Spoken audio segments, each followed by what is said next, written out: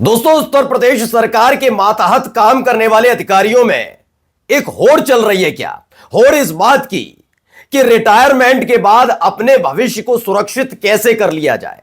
यह बात मैं इसलिए कह रहा हूं क्योंकि थोड़े ही दिन पहले इलाहाबाद हाईकोर्ट के एक जज शेखर यादव ने डंके की चोट पर एक हिंदूवादी संगठन के कार्यक्रम में यह कहा था कि मुसलमान कठमुल्ले। वही बात योगी आदित्यनाथ ने अभी हाल ही में सदन में मुसलमानों के लिए इस्तेमाल की, कठमुल्ले। और अब जब से संभल वाला मुद्दा गरमाया है तब से एक अधिकारी महोदय हैं जो उछल उछल कर खुद को हिंदूवादी साबित करने में जुटे हुए हैं, वो भी खाकी वर्दी पहनकर। उनकी विचारधारा बता रही है कि जब उनके पास कोई मामला आता होगा तो वो किस जहनियत के साथ, किस सोच के साथ, किस विचार के साथ उसे निपटाते हैं। उनकी भाषा शैली, उनके बयान, उनकी कार्य क्षमता और कार्यशैली को प्रदर्शित कर रहे हैं। और अब उनकी हिम्मत इतनी ज्यादा बढ़ चुकी है कि वो डंके की चोट पर ऐलान कर रहे हैं कि जिनको पसंद नहीं है होली, वो एक दिन घर में रहें और किसी पर अगर रंग पड़ जाए, उसे बुरा लगे तो अपने शरीर का वो हिस्सा कटवा ले। जिस पर इस बार बड़ा बुरी तरीके से घिर गए। नाम है अनुज चौधरी, संभल के सीईओ हैं और इसी के साथ समाजवादी पार्टी के नेता और तो और अखिलेश यादव के चाचा राम गोपाल यादव ने एक बड़ा ऐलान कर दिया है अनुज चौधरी को लेकर। नमस्कार, मैं हूं प्रज्वल गौतम और आप देख रहे हैं न्यूज सर्किल। देखिए, दोनों तरफ के एक एक पक्ष होते हैं, दोनों पक्ष में समझाने की कोशिश आपको करूंगा। आप देख भी चुके हैं बयान, पहले भी सुन चुके हैं। संभल सीईओ का बयान अपने आप में हमेशा आपत्तिजनक रहा है। पूरी जिम्मेदारी के साथ कह रहा हूं, ज्यादातर उनके बयान अगर आप सुनेंगे या उनकी जो एक्टिविटीज देखेंगे, वो कभी भी पुलिस नियमावली के साथ वाली नजर नहीं आती। लेकिन इस बार उन्होंने ऐसा बयान दिया है जैसा बयान हिंदूवादी संगठन के या फिर किसी एक संगठन से जुड़े हुए नेता देते हैं, चाहे वो हिंदूवादी हो, मुस्लिमवादी हो, जो भी हो, वैसा ही कुछ बयान देते नजर आ रहे हैं। ऐसा बयान सिर्फ और सिर्फ किसी संगठन से जुड़ा हुआ कार्यकर्ता दे सकता है। और अगर ऐसी ही विचारधारा अनुज चौधरी की है तो एक सलाह हमारी भी है कि पहली फुर्सत में आपको सीईओ पद छोड़ देना चाहिए और हिंदूवादी संगठन से जुड़ जाना चाहिए, क्योंकि आप इस वक्त वर्दी का माहौल उड़वा रहे हैं। पहले देखिए क्या कहा, होली पर अमन चैन की बात धमकी के साथ। क्या रंग झेलने की क्षमता हो तो ही बाहर निकलें, सीईओ ने समझाया या धमकाया। बिल्कुल सही बात है, रंग झेलने की क्षमता हो तो ही बाहर निकलें। इसमें लिखा अपने घर में रहें, बच्चों के साथ नमाज पढ़ें और आखिर में लिखा है रंग से दिक्कत तो जहां लगे वो हिस्सा कटवा दो। सोचिए, यह इस देश की कानून व्यवस्था को संभालने वाले एक अधिकारी का बयान है। कह रहे हैं कि अगर आपको ज्यादा दिक्कत हो रही है रंग लगने से, कहीं रंग लग जाए तो उस हिस्से को कटवा देना चाहिए। अब आप सोचिए, इनकी मानसिकता, अगर इस अधिकारी की यह मानसिकता है तो कैसे इनसे न्याय की उम्मीद कोई कर पाएगा। ये वही अधिकारी हैं जो संभल हिंसा में आगे बढ़कर इनकी वीडियो सामने आ रही थी। याद करिएगा, उस वक्त भी इन्होंने कैसे कैसे मुसलमानों के लिए बोला था। और संभल हिंसा का अगर आप पूरा परिप्रेक्ष्य देखेंगे, जांच देखेंगे, तो उस परिप्रेक्ष्य क्या है उसका जानते हैं। उसमें यह हुआ, अभी हाल ही में खुलासा हुआ कि विष्णु शंकर जैन जो वकील है, जिनकी याचिका पर सर्वे हुआ, वो भी एक तरफा सुनकर उनकी जान को खतरा था, उनकी हत्या की साजिश रची जा रही थी। यह संभल पुलिस का है आधिकारिक रिपोर्ट में। अब सोचिए हुआ क्या वहां पर। किसी हिंदू को चोट नहीं लगी, कुछ नहीं हुआ, मारे गए मुसलमान, घर तोड़े गए मुसलमानों के, घर में तोड़फोड़ मुसलमानों के हुई, आरोपी भी मुसलमान, मुसलमानों को ही जेल में ठूसा गया, सब कुछ मुसलमान। यानी दो पक्षों के बीच की कहानी रही नहीं। यह दिखाया और बताया गया कि उत्पाती भी मुसलमान थे और पीड़ित भी मुसलमान थे, और ऐसे में जान का खतरा एक हिंदू को था। सारा का सारा खेल आप समझ जाइए, उनमें इनकी महत्वपूर्ण भूमिका रही थी। तब भी ऐसी तरह की भाषा शैली का इस्तेमाल हो रहा था। और अब देखिए, खुल्लम खुल्ला कहते हैं कि जिस हिस्से पर, शरीर के जिस हिस्से पर रंग लग जाए उस हिस्से को कटवा दीजिए।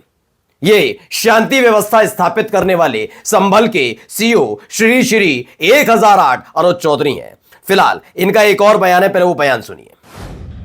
तो मेरा स्पष्ट संदेश ये है, जिस भाई को होली खेलनी हो उस दिन वो बाहर निकले, और जिसमें कैपेसिटी हो रंग खेलने की, जिसका बड़ा मन हो वो बाहर निकले। नहीं तो अनावश्यक कोई भी आदमी बाहर ना निकले, अपने बच्चों के साथ रहे, अपने घर में नमाज पढ़े। घर में भी तो पढ़ते हैं, कोरोना टाइम में घर में नहीं पढ़ी, सबने पढ़ी है। और जब भाई जब मूर्ति में भगवान नहीं है तो घर में भी तो मूर्ति थोड़ा ही है, घर में भी तो नमाज पढ़ सकते हो, सब जगह भगवान और अल्लाह सब जगह है। तो बयान में आपने सुन लिया, कुछ नहीं करना उस दिन। नमाज तो आप घर पर बैठ के भी पढ़ सकते हो ना, तो घर में बैठ के पढ़ो। कोरोना काल में क्या किया था, नमाज बैठ के पढ़ी थी ना। होली तो धड़ल्ले से खेली गई थी, लेकिन नमाज बैठ कर पढ़ी थी ना, वैसे ही पढ़िए। मैं कह रहा हूं ना, ये किसी एक पार्टी का, किसी एक संगठन से जुड़े हुए कार्यकर्ता या नेता का होता तो ये डाइजेस्ट भी करने की कोशिश होती, क्योंकि हर एक नेता अपने अपने वोटर्स के लिए इसी तरह का बयान देता है। लेकिन एक ऐसा अधिकारी जो कानून की शपथ लेते हैं कि मैं पूरी जिम्मेदारी के साथ इस आधार पर अपनी ड्यूटी करूंगा कि वो हिंदू है, मुसलमान है, सिख है, ईसाई है, ब्राह्मण है, ठाकुर है, चौधरी है, गुज्जर है, जाट है, ये देखकर नहीं, मैं सिर्फ ये देखूंगा कि वो दोषी कौन है। लेकिन यहां तो पहले से ही दोषी कौन है ये इनके बयानों से झलक रहा है। लेकिन इतने में कहां होने वाला था, तो अब आ गए रामगोपाल यादव के इस बयान को जरूर सुनना चाहिए। देखिए, अनूप चौधरी ने तो दंगे कराया था। अनूप चौधरी कह रहे थे गोली चलाओ, देखा सबने कि नहीं देखा? सबने देखा है। वही सी होते जो बात, तो उनसे क्या उम्मीद करो, वो ठीक बात करें। सर, अलीगढ़ जब कभी व्यवस्था बदलेगी वैसे लोग तो जेलों में रहेंगे। तो एक गंभीर आरोप रामगोपाल यादव ने भी लगाया। उन्होंने कहा कि संभल में जो हिंसा हुई थी तब इनका वीडियो आया था अनुज चौधरी का, जिसमें ये कह रहे थे गोली मारो। जिसके बाद मैंने आपको एक वीडियो और दिखाई थी, आपको याद होगा, जिसमें एक इंटरव्यू के दौरान अनुज चौधरी इतना ज्यादा भड़क गए थे कि जब कोई हम पर गोली चलाएगा तो हम क्या करेंगे, ये पूछ रहे थे। लेकिन जब ऐसे ही स्थिति बहराइच में बनी तो सोचिए, उन्हीं दंगाइयों के साथ, उन्हीं उत्पातियों के साथ, उन्हीं उपद्रवियों के साथ पुलिस घूमती हुई नजर आ रही थी। यानी एक तरफ नजर आता है पुलिस पर खुद पर चलेगी गोली तो फिर गोली मार सकते हैं किसी को, इस तरह का अनुज चौधरी कह रहे थे। लेकिन अगर किसी दूसरे को निशाना बनाएंगे तो पुलिस कुछ नहीं करेगी, वो बहराइच में देख लिया। अब रामगोपाल यादव ने बड़े सलीके से समझा दिया है कि अगर इस तरह की एक्टिविटी जारी रही तो सरकार जब बदलेगी तो जेल की सलाखों के पीछे होंगे। इसीलिए सवाल ये उठता है कि क्या अनुज चौधरी की मुश्किलें बढ़ने जा रही हैं, क्योंकि अगर 2027 में, या मानकर चलिए 27 में नहीं, आगे जाकर कभी भी जब भी सरकार बदले तो क्या अनुज चौधरी के खिलाफ कड़ी कार्रवाई होगी, क्योंकि इन दिनों एक बड़ी होड़ सी चल पड़ी है।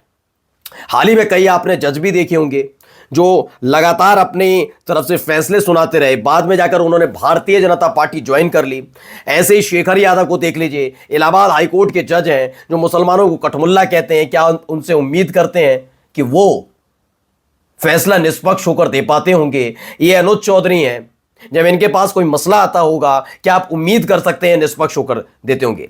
आप हिंदू हैं, मुसलमान हैं, सिख हैं, ईसाई हैं, मुझे इससे फर्क नहीं है। सिर्फ सवाल यह है कि हमारे देश के सिस्टम को कैसे खोखला किया जा रहा है।